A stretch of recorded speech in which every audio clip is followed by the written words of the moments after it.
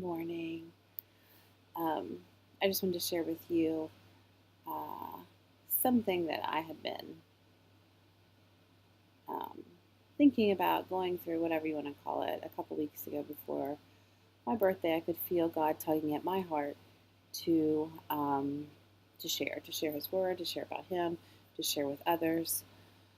And I wasn't exactly sure that was what that was going to look like. So I continue to pray the prayer that I often pray, that I've been praying for oh, quite a long time before Jace passed away, even, that God would use me to do His work, whatever that might look like. I prayed that God would take away my fear and give me the courage needed um, to do whatever it is that He wants me to do.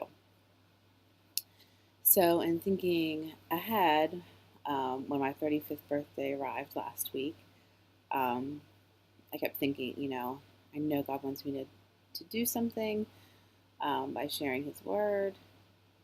I just didn't, I guess I didn't really know what that meant.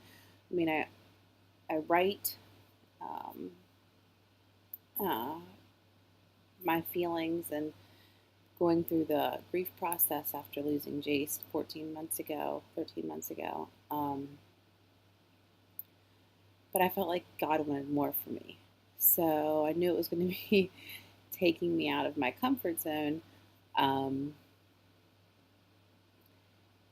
so that's why I am recording, because I feel like maybe that's what He wants me to do.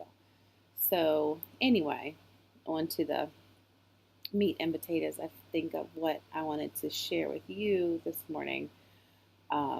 So, each week, my husband Chris and I read. We're reading through the Bible, and we're on the Old Testament right now, reading through Exodus. So, I was sitting here, the kids aren't up yet, reading through the Bible.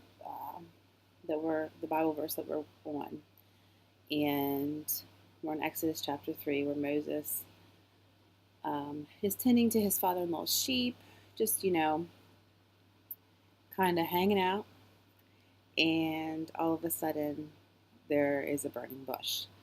Um, and he noticed it's not burning up. And everything, I was sitting here thinking about it, and everything I could think of that, you could try to recreate this. Like, I'm teaching vacation Bible school next week, and how could I recreate this with the kiddos? Because the one day we were talking about Moses, um, to show them, but there's nothing really that I could think of that you could burn that doesn't burn.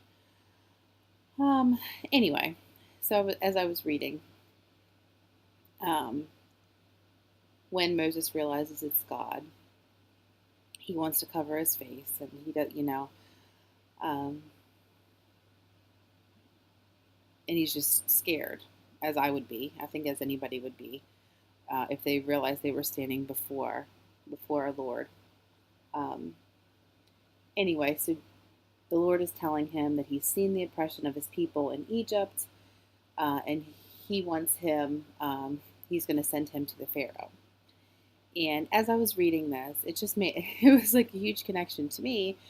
So anyway, chapter 3 of Exodus, verse 11 says, "But Moses protested to God, 'Who am I to appear before Pharaoh? Who am I to lead the people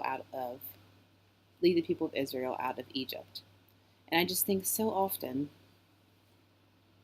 me included, we think, "Who am I? I'm not capable. I can't do that. Um, Leave it to somebody else. Um, Not me."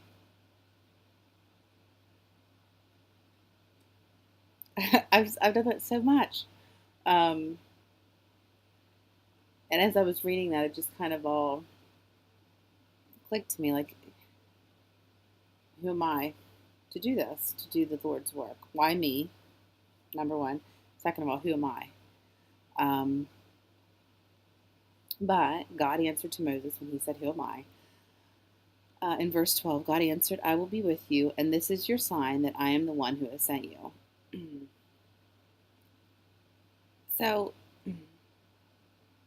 the purpose of me sharing this with you is that God is always with us, no matter what the circumstance, the loss of a job, the death of a child, uh, anything.